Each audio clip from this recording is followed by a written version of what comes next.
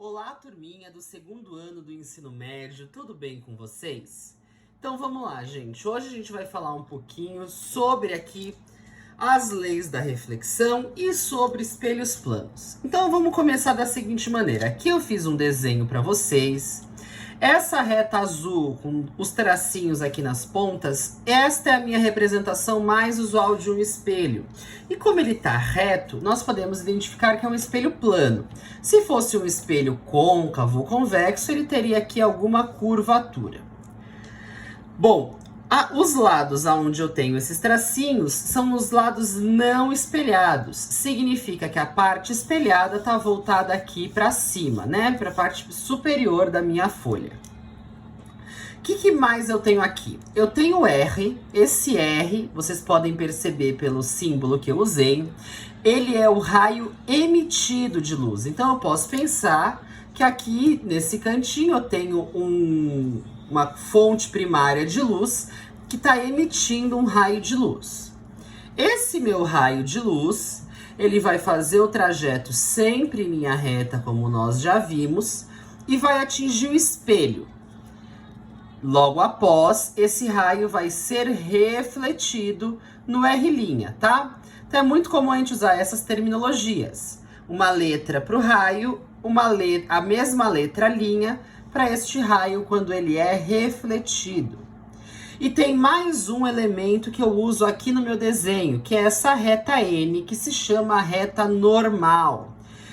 Essa reta normal, ela é uma reta imaginária que faz 90 graus com o meu espelho. E percebam o porquê que ela é extremamente importante.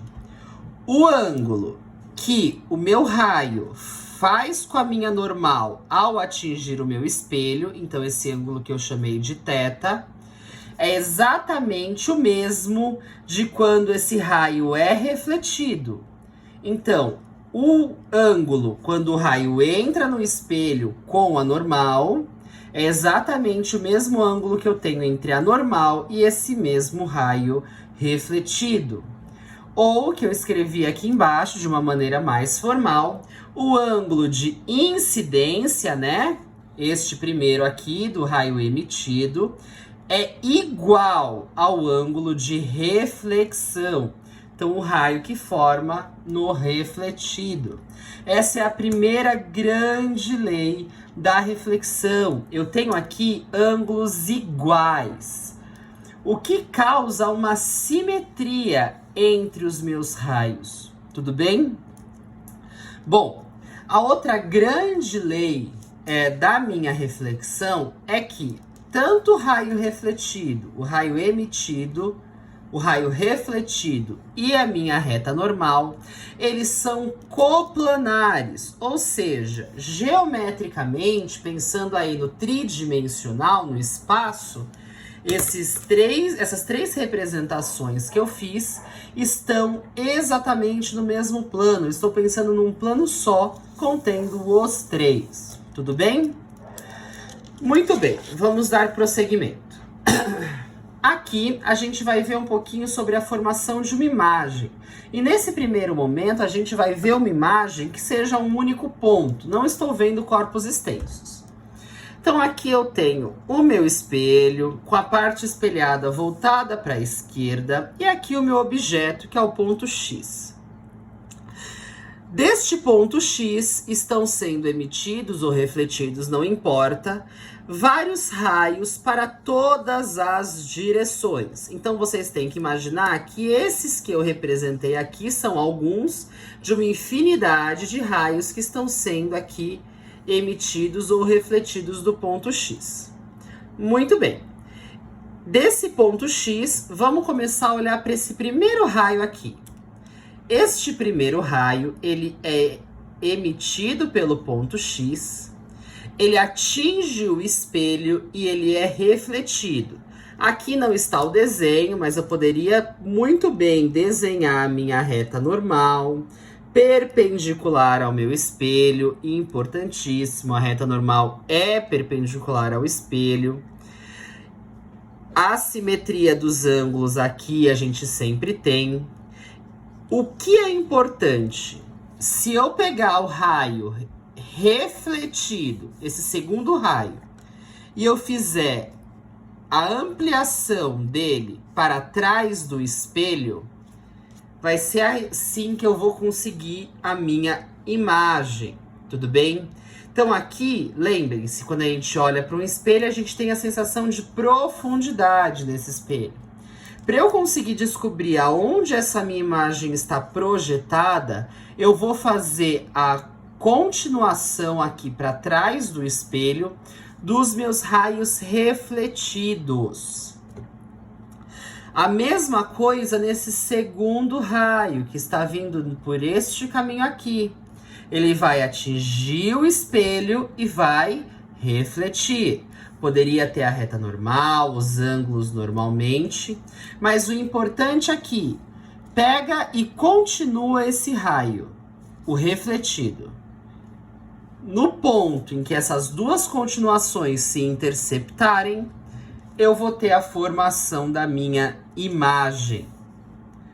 Aqui eu fiz um terceiro raio para este lado. Acontece a mesma coisa, ele é refletido no espelho, e se eu fizer a continuação desse raio para trás do espelho, sempre vai culminar na minha imagem. Vamos então ver algumas informações importantes. Se eu chamar de D a distância entre o meu objeto e o meu espelho de forma perpendicular, então aqui eu tenho um ângulo reto,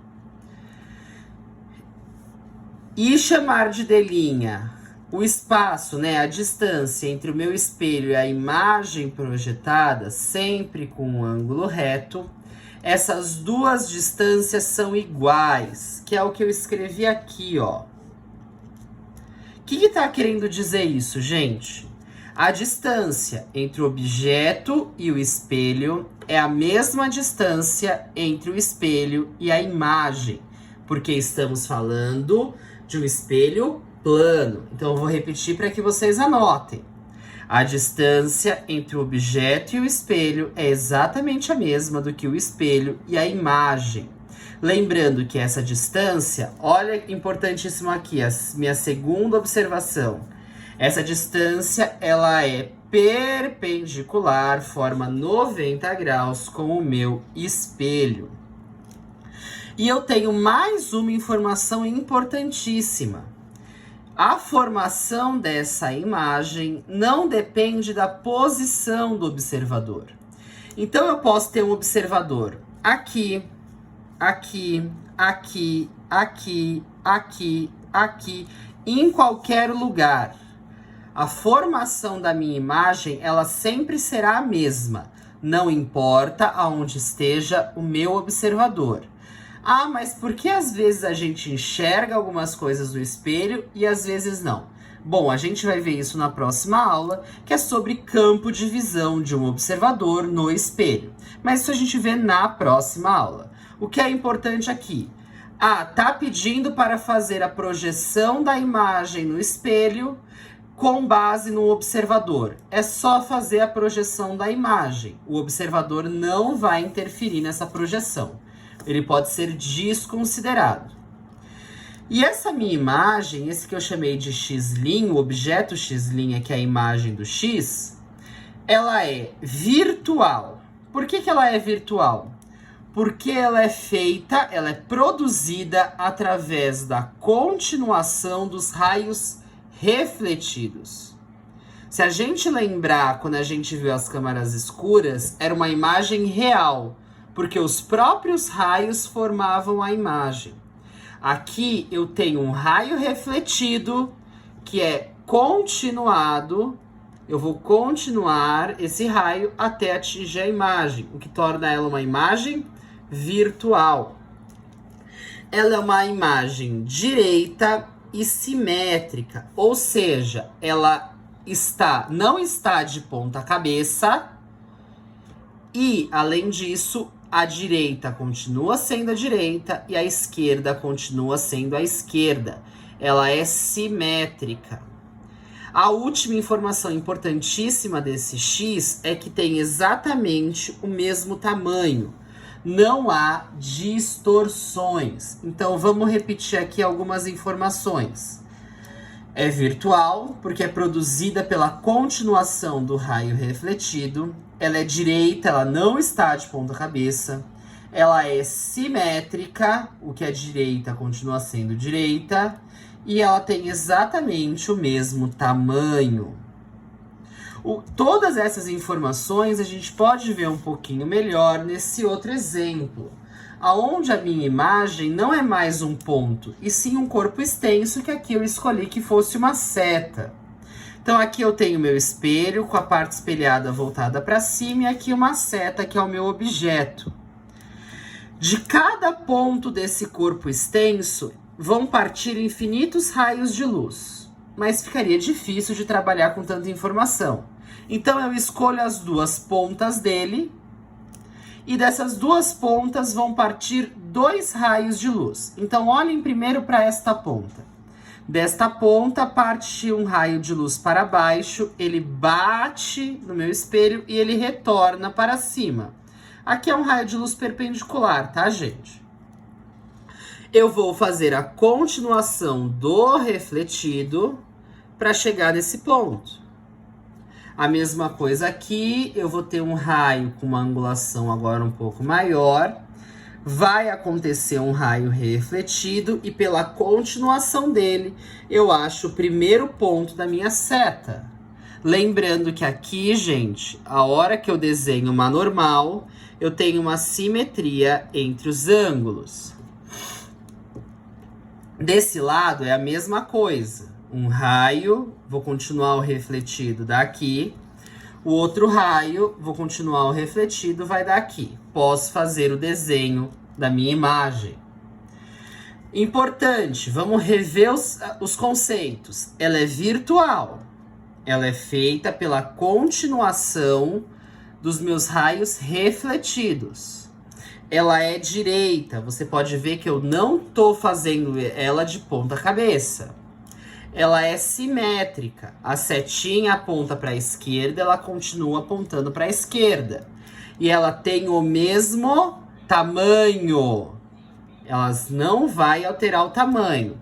E é claro, aqui não está desenhado, mas eu posso desenhar aqui, ó. Essa distância D é exatamente igual a esta outra distância. Porque a distância entre o meu objeto e o meu espelho é a mesma que entre o espelho e a imagem.